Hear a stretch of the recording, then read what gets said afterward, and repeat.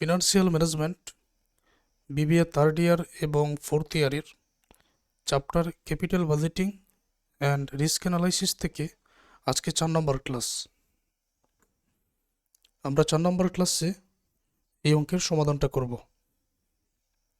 Tahmid company limited is considering an investment project with expected life of 5 years.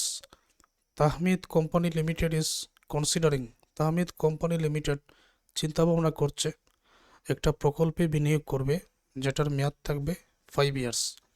The project requires N initial cash outflow of টাকা 1 লক্ষ। আর এই প্রজেক্টে বিনিয়োগ করতে হবে 1 লক্ষ টাকা, যেটা এনসিও অথবা কোস্ট নামে আমরা জানি।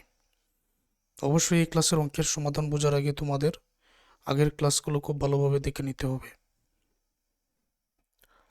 The expected cash flows certainly equivalent coefficient and present value of টাকা 1 at the rate 10% are as follows. ইয়ার 1 থেকে 5 ইয়ার্স প্রত্যেকটা বছরের সিএফএটি এখানে দেওয়া আছে। সিএফএটি দেওয়া আছে, এটার মানে হলো আমরা বেসিক ক্লাসে যা আলোচনা করেছিলাম, যদি সিএফপিটি দেওয়া থাকে তখন ডেপ্রিসিয়েশন মাইনাস করে ইবিটি পাওয়া যাবে, ইবিটি থেকে ট্যাক্স রেট মাইনাস করে ইএটি পাওয়া যাবে, ইএটি এর সাথে ডেপ্রিসিয়েশন প্লাস করে সিএফএটি পাওয়া যাবে। তো যেহেতু অঙ্কের মধ্যে সিএফএটি দেওয়া আছে, আমরা বুঝতে পেরেছি যে আগের কাজগুলো করে দিয়েছে, অতএব নতুন করে এই কাজ আমাদের করতে হচ্ছে না।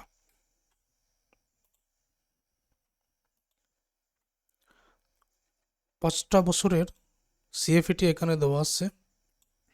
সার্টেনলি ইকুইভ্যালেন্ট কোএফিসিয়েন্ট, প্রত্যেকটা সিএফএটির সাথে সার্টেনলি ইকুইভ্যালেন্ট এখানে দেওয়া আছে। Present value at the rate 10%, 10%-এর ফ্যাক্টর, এটা নিয়েও আমাদের বেসিক ক্লাসে একেবারে শেষের দিকে আলোচনা করা হয়েছিল। The risk-free rate of return is 10%. Compute the NPV and IRR. Should the project be accepted or not? এখানে প্রশ্ন করেছে এনপিভি বাহির করো, আইআরআরটাও বাহির করো, আর এই প্রজেক্টটা গ্রহণযোগ্য কিনা এটাও বাহির করো। আমরা জানি আইআরআর বাহির করার জন্য দুইটা এনপিভি এর প্রয়োজন হয়। প্রথমে যে প্রেজেন্ট ভ্যালু 10%-এর ফ্যাক্টর দেওয়া আছে, ওইটা নিয়েই আমরা এনপিভিটা বাহির করব। তো তোমরা ক্লাসটা একেবারে ফুল স্ক্রিন করে দাও, বুঝতে কোনো অসুবিধা হবে না। আমি এই জায়গায় প্রশ্নটা রাখলাম আর এখানে উত্তরটা তোমাদের বুঝিয়ে দিচ্ছে। Table for the calculation of certainly equivalent coefficient NPV at 10% discount rate. বছরের জন্য একটা কর, সিএফএটি আমরা এখান থেকে নিয়ে এসেছি। সার্টেনলি ইকুইভ্যালেন্ট ফ্যাক্টর, এই মানগুলো এখান থেকে নিয়ে সোজা সোজা বসানো হয়েছে।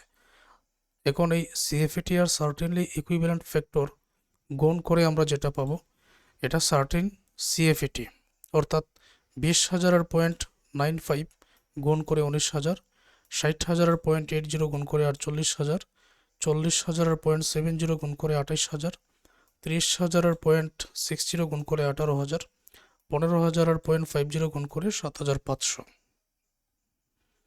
এই যে পিবিআইএফ এট the rate 10%, present value at the rate 10%, যেরকম আছে ওই রকমই এখানে মানটা বসানো হয়েছে। এখন আমরা পিভিটা বাহির করব কিভাবে? পিভিটা বাহির করব সার্টেন সিএফএটি এবং এই ফ্যাক্টরটা গুণ করে 19,000 আর 0.909 গুণ করে 17,271, 48,000 আর 0.826 গুণ করে 39,648, 28,000 আর 0.751 গুণ করে 21,028, 18,000 আর 0.683 যদি এখানে গুণ করি এই মানটা পাবো। 75,000 আর 0.621 গুণ করে এই মানটা যোগ করে নিব, টোটাল প্রেজেন্ট ভ্যালু পেয়ে যাব। পরের কাজটা এখন আর করার প্রয়োজন নেই, যেহেতু আইআরআর, এনপিভি আর আইআরআর দুইটা কোয়েশ্চন করেছে। আমরা জানি দুইটা প্রেজেন্ট ভ্যালুর অবশ্যই প্রয়োজন আছে, নেট প্রেজেন্ট ভ্যালু এনপিভি। তো একটার আগে বাহির করি, তারপরে সিদ্ধান্ত নিব পরেরটা কি বাহির করা যায়। এখন এই টোটাল প্রেজেন্ট ভ্যালু যোগ করে নিলে 94,000 898.5। টোটাল এনপিভি এর সূত্র আরেকটা আছে, টোটাল প্রেজেন্ট ভ্যালু থেকে এনসিও যে টাকা 1 লক্ষ টাকা ওইটা মাইনাস করতে হবে। টোটাল প্রেজেন্ট ভ্যালু থেকে এনসিওটা মাইনাস করলে তখন এনপিভি এর একটা নেগেটিভ মান চলে আসে 5,101 টাকা। 94,898 থেকে 1 লক্ষ বিয়োগ করলে এনপিভি 5,101 এটা নেগেটিভ মান চলে আসে। এখন এখানে শর্ত হলো, এই বিষয়টা আমি 2 নম্বর ক্লাসে আলোচনা করেছি অঙ্কের সমাধানে।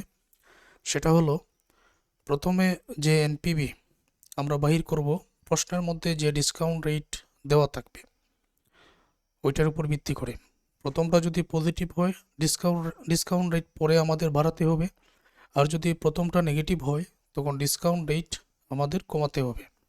যেহেতু প্রথমটা নেগেটিভ পেয়েছি তো ডিসকাউন্ট রেট 10% থেকে কমিয়ে আমি 8% করতে পারি, 5% করতে পারি, এমন একটা নিব যাতে করে পজিটিভ একটা মান চলে আসে।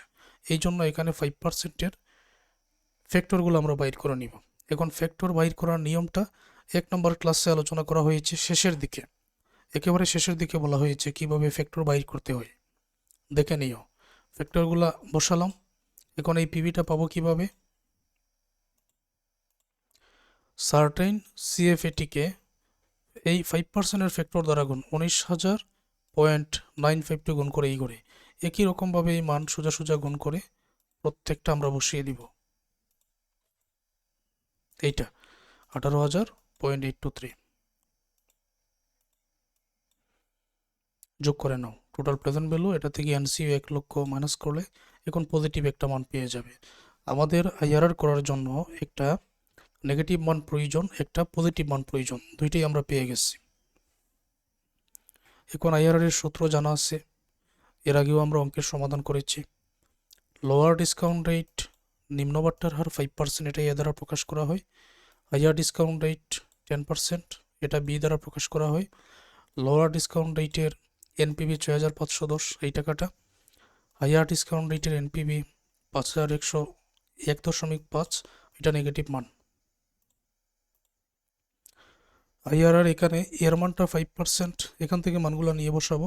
সির মান 6,510, সি মাইনাস ডি, সির মান 6,510 মাইনাস ডির মান 5,101.5, বি মাইনাস সি, বির মান 10 মাইনাস 5%, তো এখানে 5% উপরে 6,510, এই দুইটা মাইনাসে প্লাস হয়ে যাবে, ব্র্যাকেটের আগের মাইনাস, আর এইটা তো এমনিতেই মাইনাসে প্লাস, দুইটা যোগ করে নিব। 10 থেকে 5 মাইনাস করলে 5, উপরে 6,510, 5%-এর সাথে 6,510 আর 5 গুণ করে নিচেরটা দ্বারা যদি ভাগ করি 2.80, এই দুইটা যোগ করব 7.80%। কোয়েশ্চন করা হয়েছিল compute the NPV should the project be accepted or not. এই যে প্রজেক্টটা এটা গ্রহণযোগ্য কিনা এটা প্রশ্ন করা হয়েছে। এটা আমরা সিদ্ধান্ত নিতে পারি যে 10%-এর ফ্যাক্টর দেওয়া আছে ওইটার দিকেও নেট প্রেজেন্ট ভ্যালু নেগেটিভ চলে আসছে। যদি শুধুমাত্র নেট প্রেজেন্ট ভ্যালু দিয়ে এটা নির্ণয় করার কথা বলা হতো তখন বলে দিতাম যে নেট প্রেজেন্ট ভ্যালু নেগেটিভ আসছে, এটা গ্রহণযোগ্য নয়। এবং এখানে যে 10% যে ফ্যাক্টর এইটার আইআরআরটাও কিন্তু 10%-এর নিচে, সুতরাং দুইভাবেই এটা গ্রহণযোগ্য নয়। Comments, the project should not be accepted because NPV is negative, IRR is below the cost of capital. Cost of capital 10%, এটার নিচে কিন্তু ইন্টারনাল রেট অফ রিটার্ন বের হয়ে গেছে, যদি কম হয় তখন এটা গ্রহণযোগ্য নয়। আর এনপিভিটাও যদি নেগেটিভ চলে আসে তখনও আমরা সিদ্ধান্ত নিব এটা গ্রহণযোগ্য নয়। আশা করব ক্লিয়ারলি বুঝতে পেরেছ।